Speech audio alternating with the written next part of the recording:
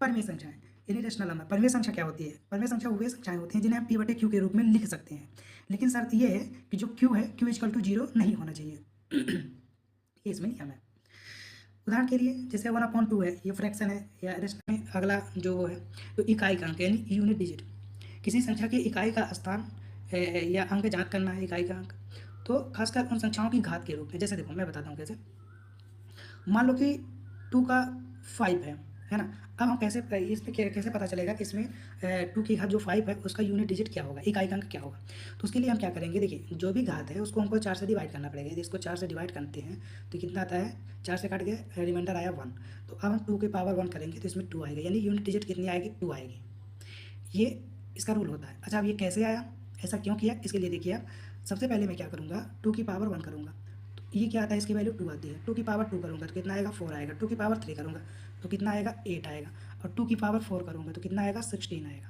और 2 की पावर 5 करूँगा तो कितना आएगा, 32 आएगा। ठीक है। अच्छा अब हम क्या करेंगे इसमें, अब आप देखिए यदि 1 है तो 2 आएगा यूनिट डिजिट, 2 है तो 4 आएगा, 3 है तो 8 आएगा, और 2 की पावर 4 है तो 16, मैंने अपने को यूनिट डिजिट लेना है तो इसमें 6 आएगा। और यदि 5 में देखें 2 की पावर 5 तो इसमें जो 32 आ रहा है तो इसमें भी 2 आ रहा है, यानी अब रिपीटेशन चालू हो गया। इसका मतलब ये है कि 2 के पावर 4 से डिवाइड करेंगे तो अपने को एग्जैक्ट यूनिट नंबर मिल जाएगा, क्योंकि 5 में तो रिपीट हो जा रहा है ना। तो इस प्रकार से, इसी प्रकार जैसे ये 2 का भी इसी तरह 2 का चलेगा, 2 में ऐसे ही 4 में रिपीटेशन होता है, 3 में भी ऐसे 4 में रिपीटेशन होता है, और 7 में होता है, और 8 में होता है। तो ये 4 संख्याएं तो हो गई जिनमें क्या होता है, रिपीटेशन होता है। इसके बाद कितने में, 4 में, पावर 4 में रिपीटेशन होता है। इसके अलावा अब हम 1 का देखेंगे तो 1 का तो पता है कि हमेशा एक ही रहेगा। 2 का, 3 का हो गया, 4 का देखते हैं क्या होता है।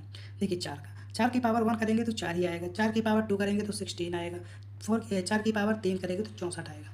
मतलब ये 2 के बाद तीसरे में रिपीटेशन आ रहा है। तो इसमें सिंपल सी बात थी, यदि आपका ऑड है, जैसे 4 की पावर 1 है तो ये यदि ऑड है तो 4 आएगा यूनिट डिजिट, और यदि इवन है तो 6 आएगा यूनिट डिजिट, बस इसमें और कुछ नहीं करना। तो इसमें ऐसा किस किस में आता है, तो ऐसा अपना 4 में आता है, ऐसा अपना 9 में भी आता है।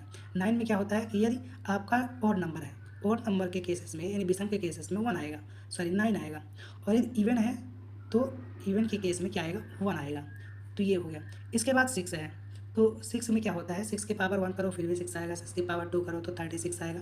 इसका मतलब क्या है, इसमें कुछ भी करो 6 आना ही आना है यूनिट डिजिट। 6 के लिए भी कोई नहीं, तो ये, और 0 के लिए तो कोई वही नहीं, 10 के लिए। तो सारी संख्याएं हो गई इसमें। चलो अब चलते हैं शून्यकों की संख्या यानी नंबर ऑफ जीरो।